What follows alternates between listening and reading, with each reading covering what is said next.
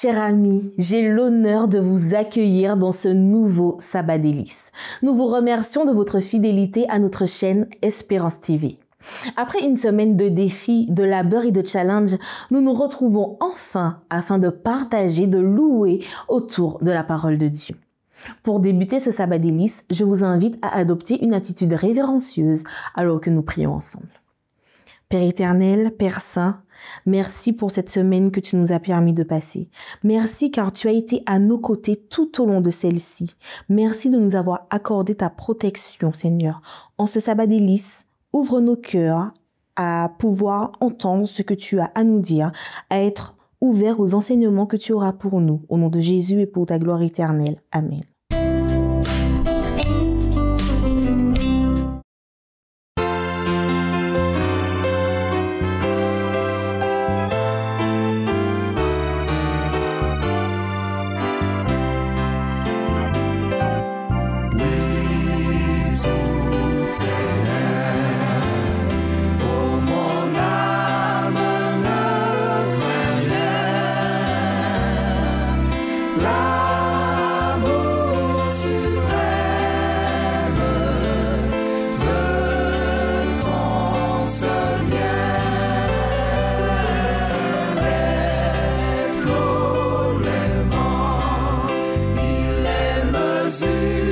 À son enfant.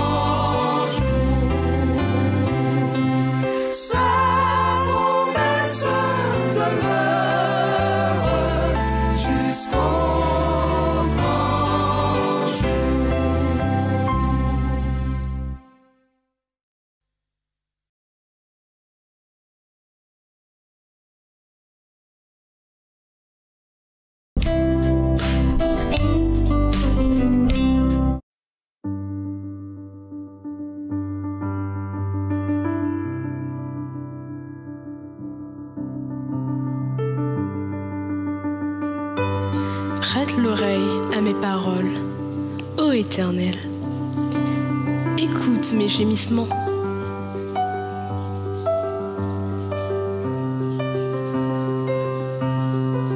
Sois attentif à mes cris, mon roi et mon Dieu. C'est à toi que j'adresse ma prière.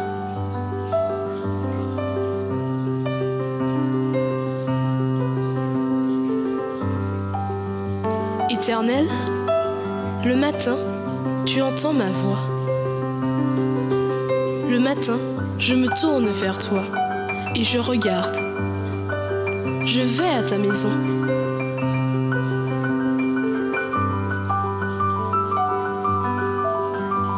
Je me prosterne dans ton saint temple avec crainte.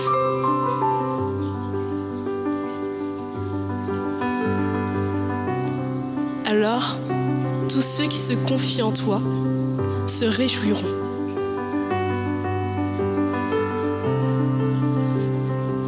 Ils auront de l'allégresse à toujours, et tu les protégeras. Tu seras un sujet de joie pour ceux qui aiment ton nom.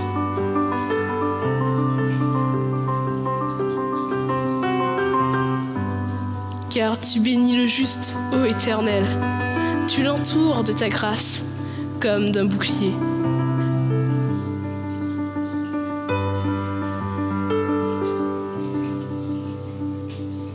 Amen.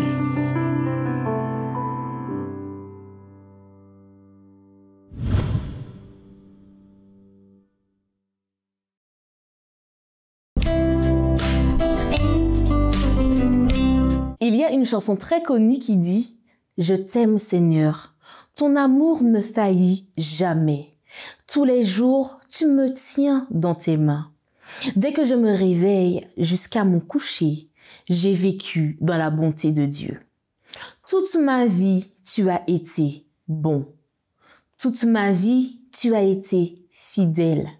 Avec le souffle qui est en moi, je chanterai la bonté de Dieu. » Oui, notre Dieu est bon, il est miséricordieux envers nous. En ce sabbat délice, louons Dieu pour sa bonté infaillible à notre égard.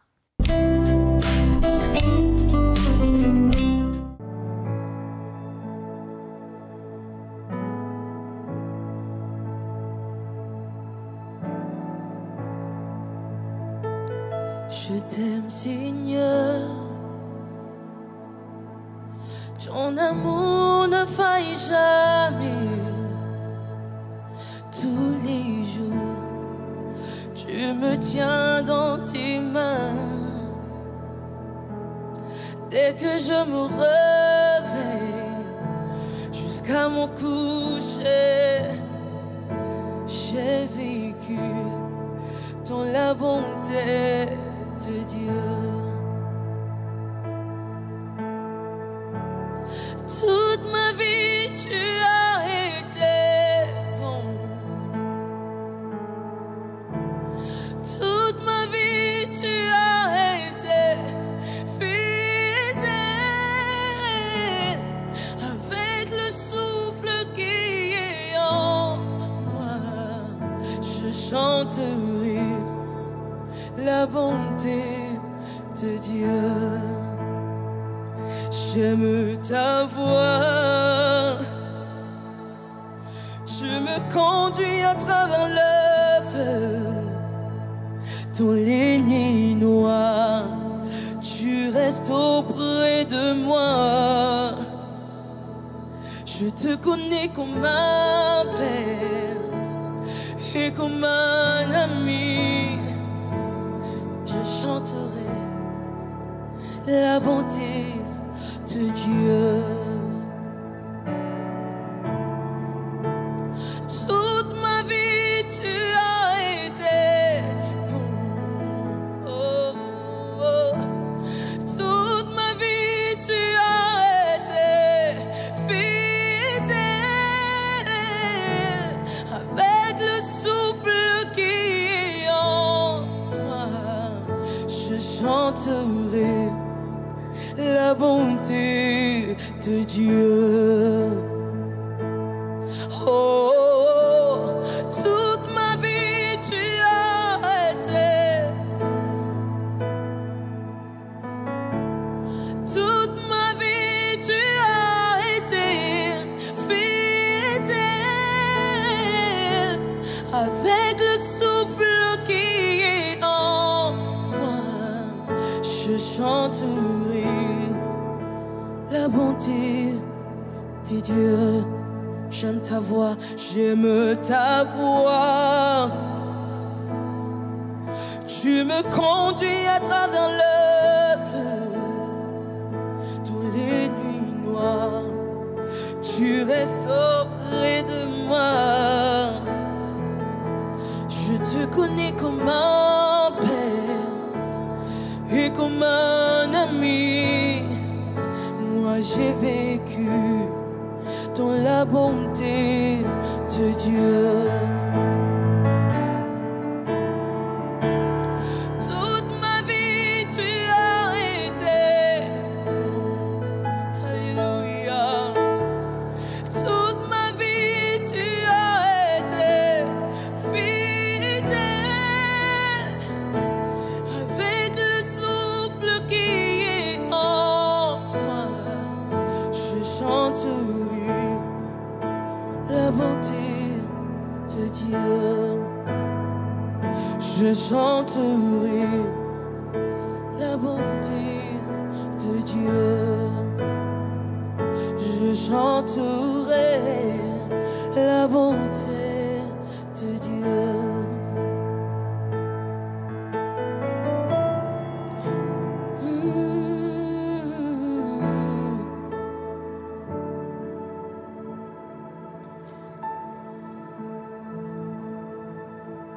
Si je me tais, oh, j'apprendrai à écouter la voix du bon berger.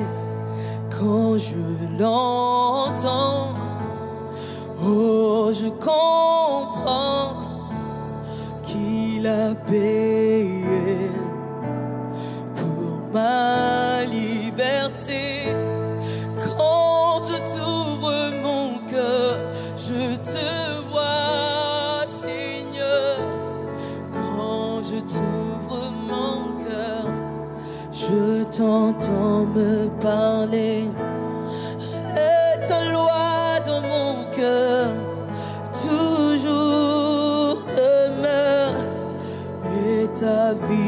à chaque heure coule comme un torrent.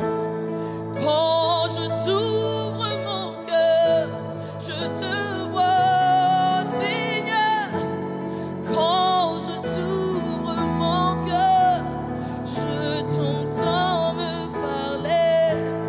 Et ta loi dans mon cœur, toujours demeure. Et ta vie à chaque heure coule comme un torrent. Si je me tais, oh, j'apprendrai à écouter la voix du bon berger. Quand je l'entends, oh, je comprends qu'il a payé pour ma liberté. Quand je t'ouvre mon cœur, je te vois, Seigneur.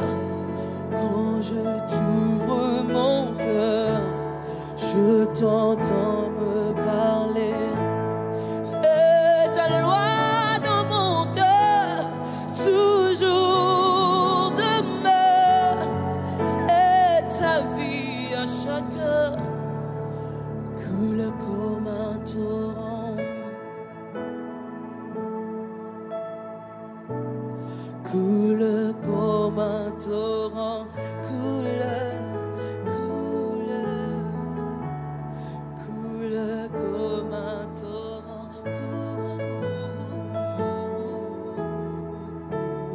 Coule comme un torrent.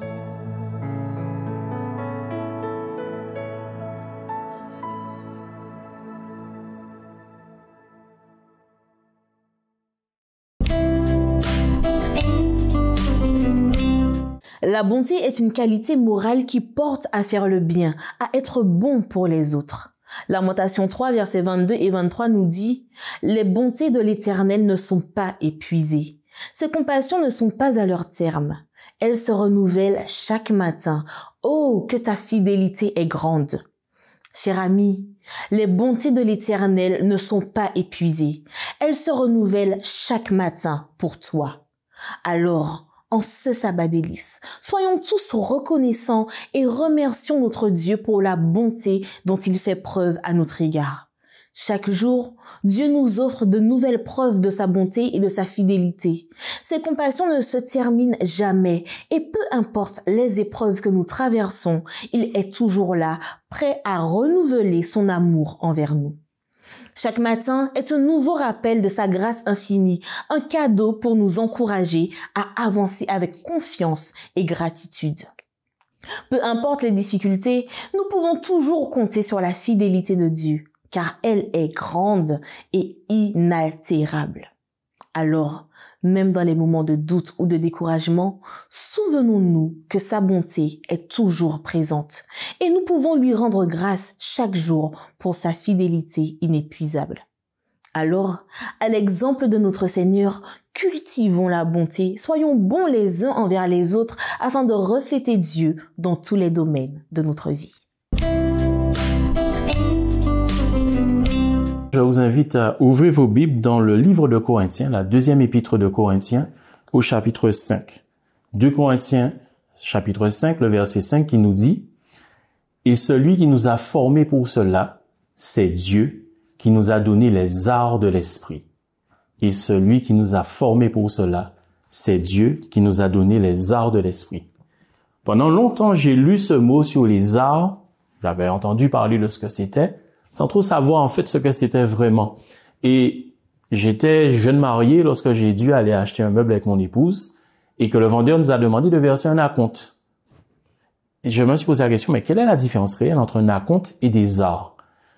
Et cela nous permet de comprendre la miséricorde de Dieu envers nous.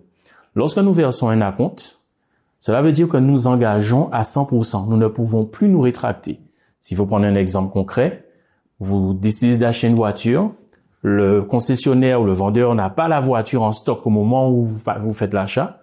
Vous versez un acompte, ça veut dire que vous êtes obligé d'aller jusqu'au bout de la vente. Que vous n'ayez plus les moyens ou que vous les ayez toujours pour acheter la voiture, vous serez obligé d'acheter cette voiture. Vous avez versé par exemple 25% de la somme comme acompte, vous devrez, quoi qu'il arrive, verser les 75% restants. De l'autre côté, le vendeur est obligé de vous remettre la voiture. Et si jamais pour une raison ou une autre, il ne pouvait pas honorer sa parole, dans ce cas, il serait contraint de vous donner la valeur de la voiture plus une autre somme correspondant à sa valeur. C'est-à-dire, en gros, vous auriez 2 fois la valeur de la voiture, pour faire court. Dans le cas des arts, c'est un peu différent. Si nous prenons l'exemple de la même voiture, si vous versez des arts de 30%, en général, c'est le montant, avec les arts, si jamais vous ne pouvez pas honorer votre parole, vous perdez les arts, c'est-à-dire le vendeur garde l'argent que vous avez versé pour les arts, et ça s'arrête là. Si de son côté, le vendeur ne peut pas vous donner la voiture prévue, il vous rembourse les arts, c'est-à-dire les 30% que vous avez versés, avec une somme, alors je crois que c'est le double des arts. Il faudrait vérifier cela si le code de la consommation a évolué ou pas. Mais en tout cas, vous pouvez quand même vous dégager sans jeu de mots, de l'engagement que vous avez pris en versant des arts. Pour le petit système mémotechnique, pour s'en souvenir, c'est à compte, je dois continuer. Les arts, je peux arrêter. Pour revenir maintenant à la Bible, nous avons lu tout à l'heure dans 2 Corinthiens chapitre 5 et le verset 5. Allons maintenant dans 2 Corinthiens au chapitre 1. 2 Corinthiens au chapitre 1 et les versets 21 à 22. 2 Corinthiens chapitre 1, les versets 21 à 22 qui dit « Et celui qui nous a fermis avec vous en Christ et qui nous a oints, c'est Dieu, lequel nous a aussi marqués d'un sceau et a mis dans nos cœurs les arts de l'esprit. » Lorsque nous lisons ce passage, nous comprenons une chose. Si nous faisons confiance à Dieu, si nous lui sommes fidèles, il met dans nos cœurs les arts de l'esprit. Mais Dieu n'est pas un tyran.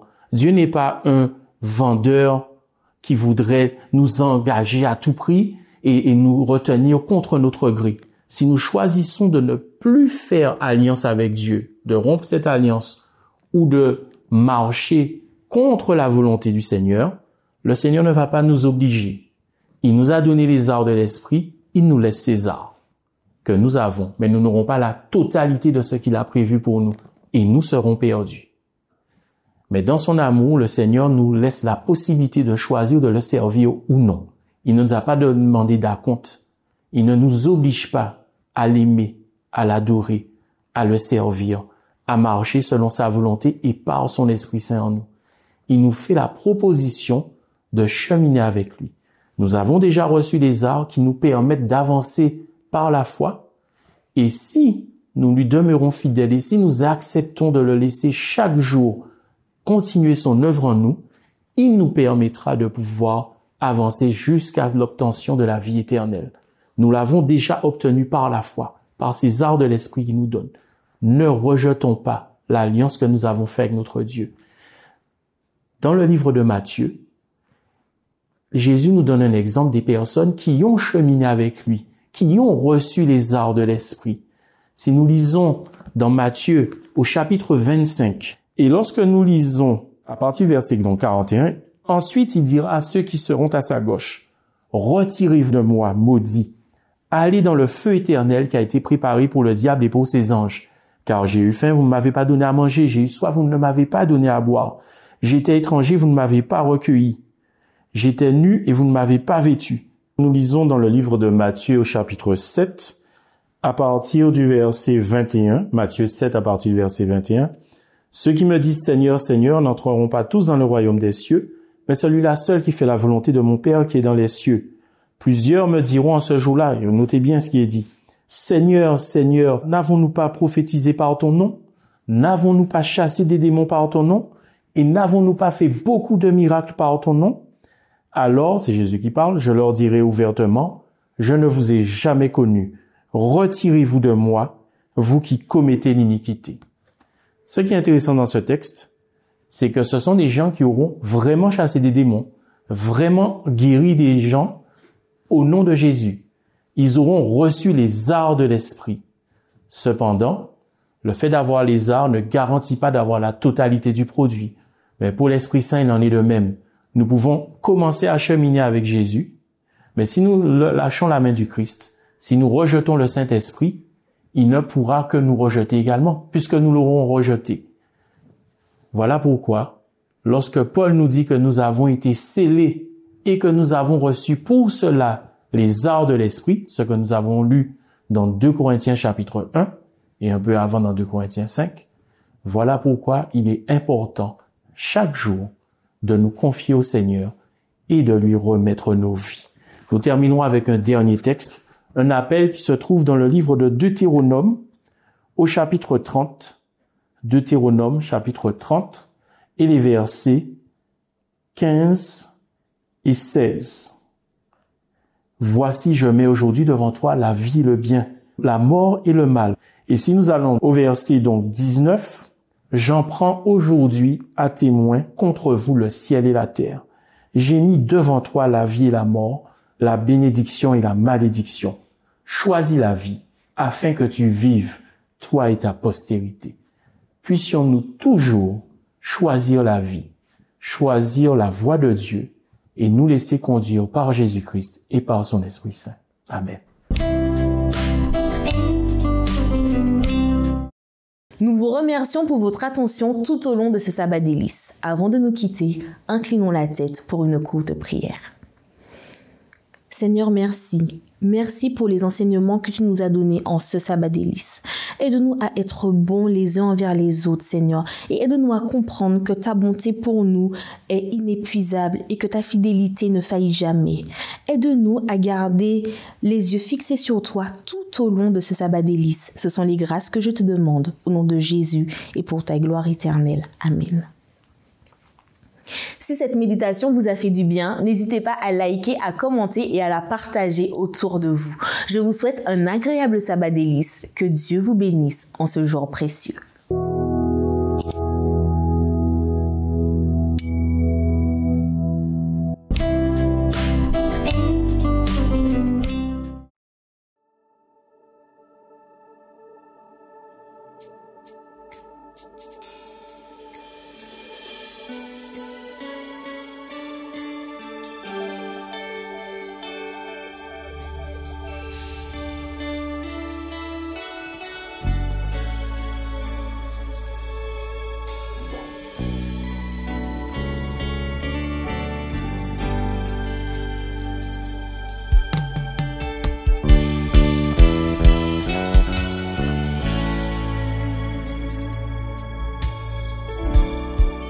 Dans tous mes combats, j'invoque le nom de Jésus. J'invoque le nom de Jésus. Et dans mes défis, j'invoque le nom de Jésus. J'invoque le nom de Jésus.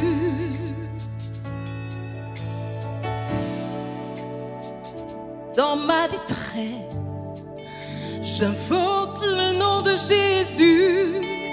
J'invoque le nom de Jésus. Quand je suis oppressé, j'invoque le nom de Jésus. J'invoque le nom de Jésus. C'est à genoux, à tes pieds, c'est là que je combats mes batailles, c'est là que je trouve ma victoire. Quand je prie en ton nom, c'est là que je remporte mes batailles, c'est là que je trouve ma victoire. Agenouillé, à tes pieds, c'est là que je combats mes batailles, c'est là que je trouve ma victoire.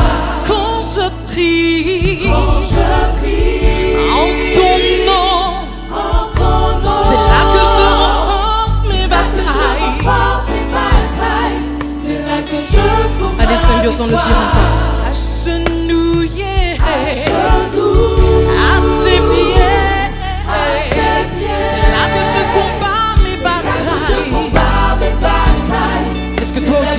chanter ce soir. Quand je prie, en ton nom, c'est là que je remporte mes batailles. C'est là que je trouve ma victoire. Et maintenant ce soir je veux te parler du nom qui est au-dessus de tout. Écoute. Le nom au-dessus de tout nom, c'est Jésus. C'est Jésus. Est-ce que tu as entendu? Je le redis. Le nom au-dessus de tout nom, c'est Jésus. C'est Jésus. Sing avec moi. Le nom au-dessus de tout nom, c'est Jésus. C'est Jésus. C'est Jésus. C'est Jésus. Le nom au-dessus de tout nom, c'est Jésus. C'est Jésus. Et voilà ce qui se passe quand tu pries. Écoute. Les murailles tombent, les chaînes se brisent, l'atmosphère change dans sa présence. Quand je t'invoque, à genoux, les murailles tombent, je te prie, l'atmosphère change dans sa présence. Quand je t'invoque, à genoux. Ton nom m'a délivré, ton nom m'a racheté, et tu m'as relevé quand je t'ai invoqué. À genoux. C'est toi qui m'as béni, c'est toi qui m'as guéri. Et ce soir je veux t'invoquer, à genoux. Les murailles tombent, les jeux se brisent, l'atmosphère change dans ta présence. Quand je t'invoque, à genoux, les murailles tombent, les jeux se brisent, l'atmosphère change dans sa présence. Quand je t'invoque, à genoux.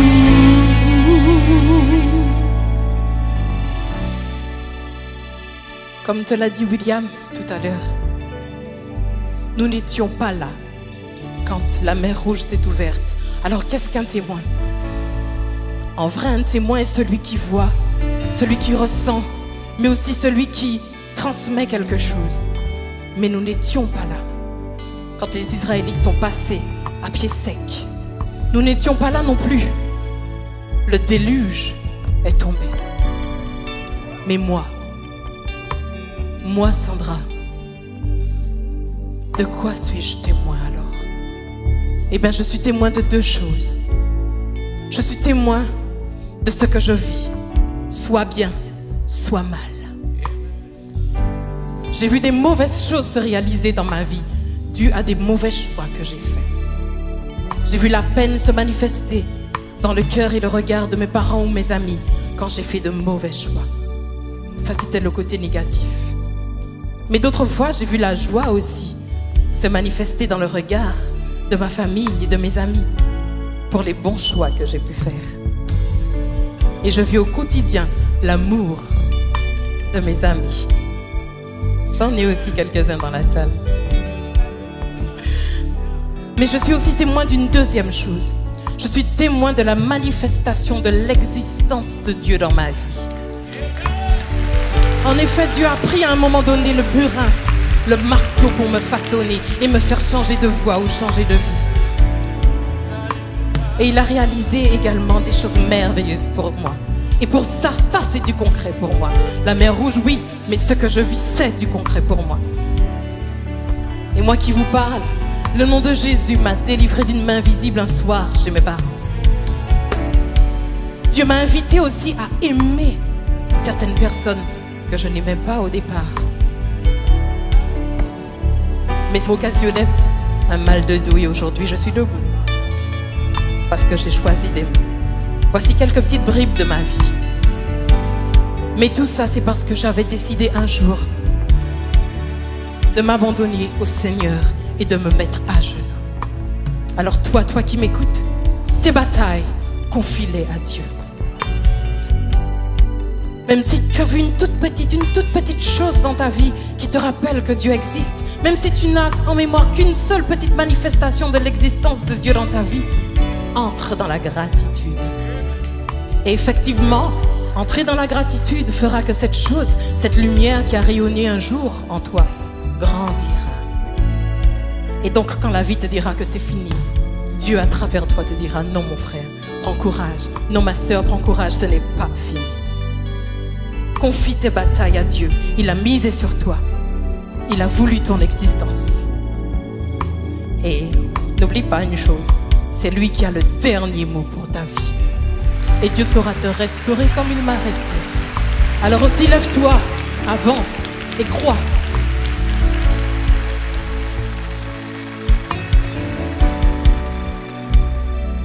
Toi aussi là-bas qui m'écoute, sois le témoin de l'existence de Dieu dans ta vie. Viens devant Dieu d'un cœur sincère. Et donc, quand le ciel verra que ta sincérité est bien là, il mettra comme un sacerdoce à l'intérieur de toi. Et donc tu deviendras le témoin de ce que Dieu fait dans une vie. Et nul ne pourra contester la présence de Dieu dans ta vie, ni ce qu'il a fait pour toi. Mais d'abord une chose, ne cesse jamais de te mettre à genoux. Oui, à genoux, à ses pieds. C'est là que tu peux combattre tes batailles. C'est là que tu trouveras ta victoire. Et quand tu pries en son nom, c'est là que tu remporteras tes batailles. C'est là que tu trouveras ta victoire. À genoux, mes amis.